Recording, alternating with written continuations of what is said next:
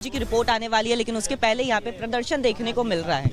ये कुछ भी कर लें, इन्होंने जो करना है कर लें, अपनी खींच मिटानी है मिटा लें, अपना भ्रष्टाचार कोई छिप नहीं सकता है। अगले कुछ देर के अंदर सीएजी की रिपोर्ट सदन के पटल के ऊपर आ जाएगी, सब कुछ सामने आ जाएगा, भ्रष्टाचार जो इनका सामने आ जाएगा। ये सिर्फ खींच है, उसका डर है और कुछ नहीं है। भारतीय जनता पार्टी अपना विकास का एजेंडा आगे लेके जा रही है और यही बात अब ऑनरेबल लेफ्टिनेंट गवर्नर साहब ने भी अपने अभिभाषण में कही कि भारतीय जनता पार्टी ने जो वादे किए उसको अक्षरशः पूर्ण किया जाएगा।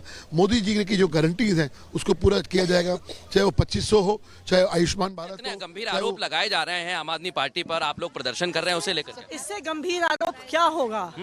क्या आपने संविधान के लेखक बाबा साहब भीमराव अंबेडकर की तस्वीर हटाकर प्रधानमंत्री नरेंद्र मोदी जी की तस्वीर लगा दी? इतना अहंकार कि भारतीय जनता पार्टी को लगता है कि बाबा साहब भीमराव अंबेडकर से बड़े हैं प्रधानमंत्री नरेंद्र मोदी जी।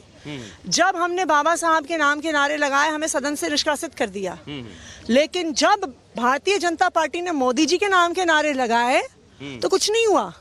तो भारतीय जनता पार्टी को बाबा साहब के नाम से नफरत है, उनकी तस्वीर से नफरत है, उनको बाबा साहब अंबेडकर से नफरत है। और ये प्रोटेस्ट तब तक चलेगा जब तक बाबा साहब की तस्वीर उसने ओरिजिनल स्थान। और जो सीएजी की बात की जा रही है, बीजेपी कह रही है कि हम लोग सीएजी, तो देखिए सीएजी रिपोर्ट एक तरफ भारतीय जनता पार्टी कह रही है, लोमस और आतिशी कह रही हैं कि जब तक तस्वीर को लेकर भारतीय जनता पार्टी माफी नहीं मांगेगी तब तक ये प्रदर्शन जारी रहेगा। बिल्कुल, आपने देखा कि किस तरीके से धरना प्रदर्शन यहाँ पूरे विपक्ष की तरफ से किया जा रहा था और एक आरोप यहाँ पर सरकार के विधायक और सरकार के तमाम उन नेताओं पर है जिस तरीके से वो कहते हुए विपक्ष नजर आ रही कि हमें सीएजी से मतलब नहीं है, हमें तो मतलब है बाबा साहब अंबेडकर का जो अपमान किया है उसको लेकर के जो सरकार के नेता हैं, सरकार के विधायक, वो जवाब दे क्यों हटाई गई बाबा साहब अंबेडकर की तस्वीर। लेकिन आपको बता दें कि सीएजी की रिपोर्ट अब से कुछ ही देर के बाद टेबल पर रखी जाएगी और जिस तरीके से जो सरकार के विधायक दावा कर रहे हैं कि कई खुलासे उसमें होंगे, कई काले कारनामों का खुलासा होंगे और उसी को लेकर के घबराई है पूरा। दिल्ली सरकार से संबंधित भारत के नियंत्रक एवं महालेखा परीक्षक का दिल्ली में शराब के विनियम और आपूर्ति पर निष्पादन लेखा परीक्षा प्रतिवेदन वर्ष 2024 का प्रतिवेदन संख्या नंबर 1 की प्रतियां सदन पटल पर प्रस्तुत करती हूं। सभी सदस्यों को वितरित की जाए प्रति सीएजी की रिपोर्ट। माननीय सदस्यगण, मैं आपको भारत के नियंत्रक महालेखा परीक्षक की रिपोर्ट को सदन में प्रस्तुत करने से संबंधित पृष्ठभूमि से अवगत कराना चाहता हूं। सदन में सदस्यों को सीएजी रिपोर्ट पर चर्चा करने में सहायता करने के लिए इसको उजागर करना जरूरी है क्योंकि उक्त रिपोर्ट अब सदन के विचाराधीन है।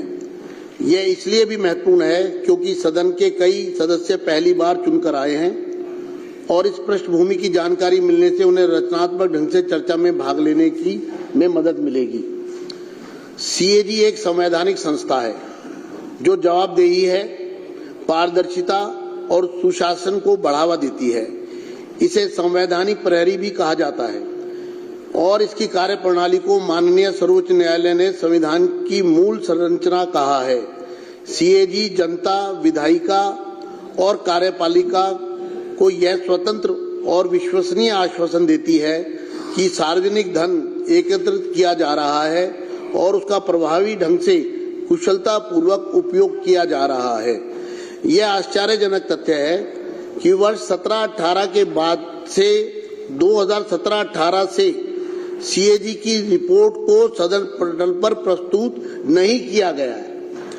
इस संबंध में विपक्ष के तत्कालीन नेता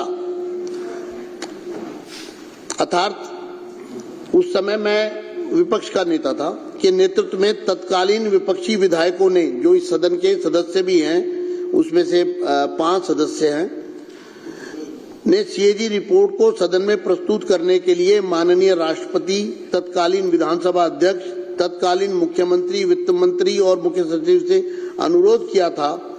राज्य की वित्तीय हालत के बारे में जानकारी प्राप्त करने के लिए बहुत जरूरी था। मैं इस बात से बहुत पीड़ित हूं कि सीएजी रिपोर्ट को दबा दिया गया और पिछली सरकार ने इस रिपोर्ट को सदन में प्रस्तुत न करके संवैधानिक प्रावधानों का जानबूझकर उल्लंघन किया। इस संबंध में मैं सदस्यों का ध्यान माननीय उच्च न्यायालय द्वारा रिट याचिका संख्या 1821/2024 में दिनांक 24 जनवरी 2025 को दिए गए अपने फैसले में की गई टिप्पणी की तरफ आकर्षित करना चाहता हूं। साथियों, ये जो सीएजी की रिपोर्ट आज प्रस्तुत की जा रही है, वास्तविकता में एक भ्रांति फैलाई गई, जिसको मैं सदन के समक्ष स्पष्ट करना चाहता हूं कि ये रिपोर्ट स्पीकर को दे दी गई है, लेकिन हाई कोर्ट ने जो टिप्पणियां की है इस पूरे मामले में, उससे आपको स्पष्ट हो जाएगा कि सीएजी की रिपोर्ट को किस तरह से दबाया गया। हाई कोर्ट के फैसले में कहा गया 39 para 39 it would be supervised of the constitutional mandate to withhold these reports from the legislature for an inordinately long period after the same have been forwarded by the CAG to the concerned government। अब मैं इसका अनुवादित पक्ष पढ़ रहा हूं। इन रिपोर्टों को सीएजी द्वारा संबंधित सरकार को भेजे जाने के बाद इन्हें विधायिका से अर्थात सदन से सदस्यों से बहुत लंबे समय तक रोके रखना संवैधानिक जनादेश के विरुद्ध होगा। ये हाई कोर्ट की टिप्पणी है। दूसरा, it is quite evident 41 para high court के फैसले का, it is quite evident that most of these CAG reports were kept pending with the respondent number 1 Delhi government, respondent number 2 Chief Minister for an inordinately long period of time। यह स्पष्ट है कि इनमें से अधिकांश CAG रिपोर्ट प्रतिवादी दिल्ली सरकार और प्रतिवादी मुख्यमंत्री के पास लंबे समय तक लंबित रखी गई। Para 43, it is also evident that the concerned respondent, Government of NCT, was remiss in forwarding the concerned CAG reports to the LG as mandated under Article 151(2) of the Constitution of India. Even after this aspect was staunchly agitated by filing writ petition bearing number WP 15341/2024। Court ने कहा, यह भी स्पष्ट है कि संबंधित प्रतिवादी दिल्ली सरकार ने भारत के संविधान के अनुच्छेद 151(2) के तहत उपराज्यपाल को संबंधित सीएजी रिपोर्ट अग्रेषित करने में लापरवाही बरती, जब जानबूझकर उसको रोके रखा, जबकि इस पहलू को रिट याचिका दायर करके जोरदार तरीके से उठाया गया था।